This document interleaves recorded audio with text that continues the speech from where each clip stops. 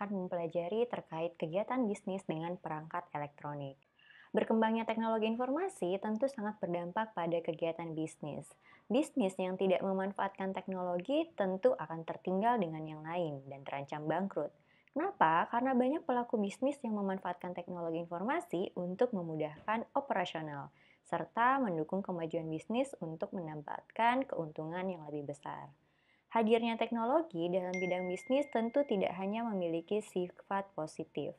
Meski penggunaan teknologi dalam perusahaan dapat meningkatkan efisiensi dan meminimalisir biaya, namun kemajuan teknologi juga memiliki dampak yang tidak baik, seperti menimbulkan jenis kejahatan baru, yakni kejahatan telematika. Oke, pertama kita membahas terkait pengiriman uang secara warkat dan elektronik.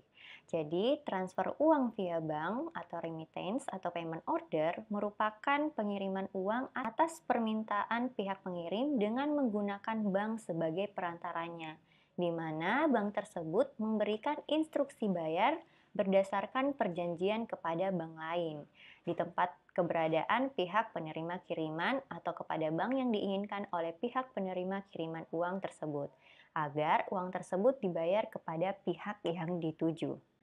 Berdasarkan pengertian tersebut di atas, maka secara hukum yang terlibat dalam transaksi pengiriman uang adalah pihak pengirim, lalu ada pihak bank pengirim, ada pihak penerima, ada pihak bank pembayar, serta ada pihak bank pembayar kembali.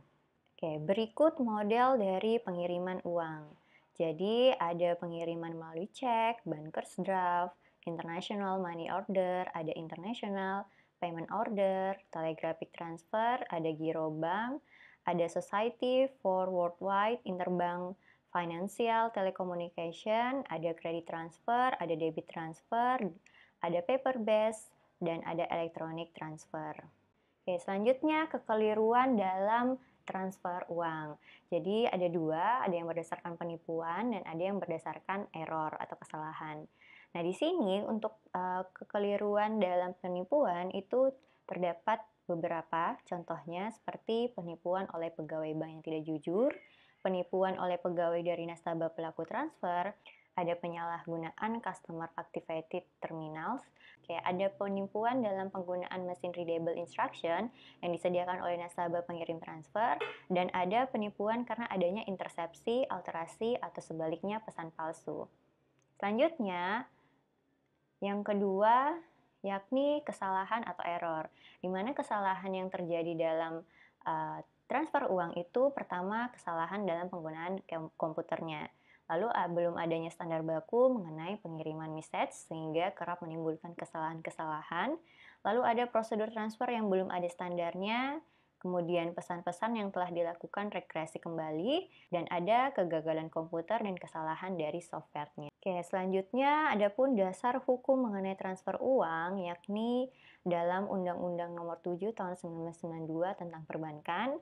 Ada pula diatur dalam Undang-Undang Nomor 23 Tahun 1999 terkait Bank Indonesia, dan ada Undang-Undang Nomor 3 Tahun 2001 terkait transfer dana, dan pasal 40 Undang-Undang Nomor 3 Tahun 2011.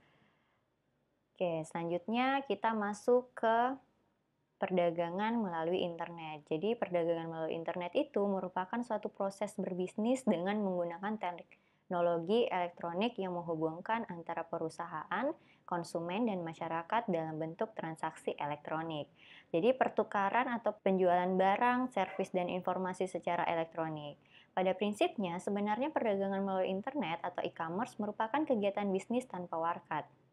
Dan secara orientasi kegiatannya yakni ada pembelian secara online, komunikasi digital, penyedia jasa atau service, proses bisnis, dan market on one.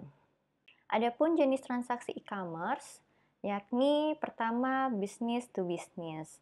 Jadi B2B ini e-commerce meliputi semua transaksi elektronik barang atau jasa yang dilakukan antar perusahaan. Pada jenis transaksi ini yang biasanya menggunakan yakni produsen dan pedagang tradisional.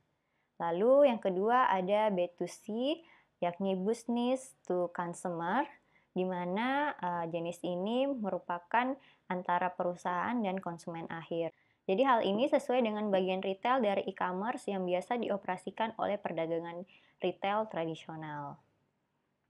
Selanjutnya ada C2C atau consumer to consumer, di mana jenis ini merupakan semua transaksi elektronik barang atau jasa antar konsumen. Jadi umumnya transaksi ini dilakukan melalui pihak ketiga yang menyediakan platform online untuk melakukan transaksi tersebut.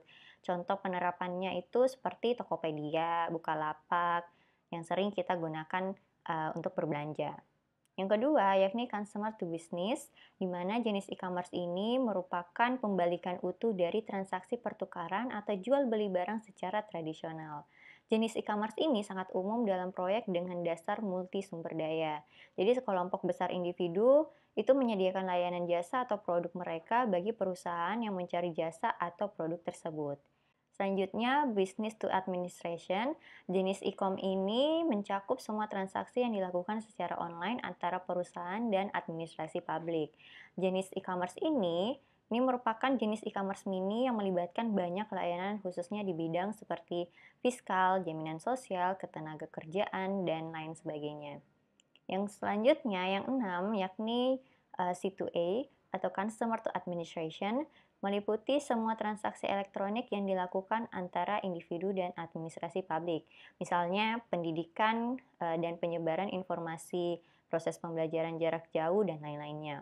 Sementara O2O, online to offline, jenis e-commerce ini menarik pelanggan dari saluran online untuk ke toko fisik.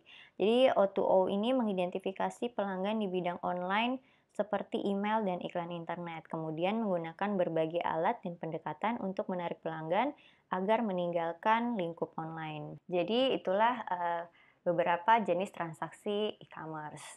Baiklah, itu tadi penjelasan singkat terkait kegiatan bisnis dengan perangkat elektronik. Sampai bertemu di video pembelajaran berikutnya. Terima kasih.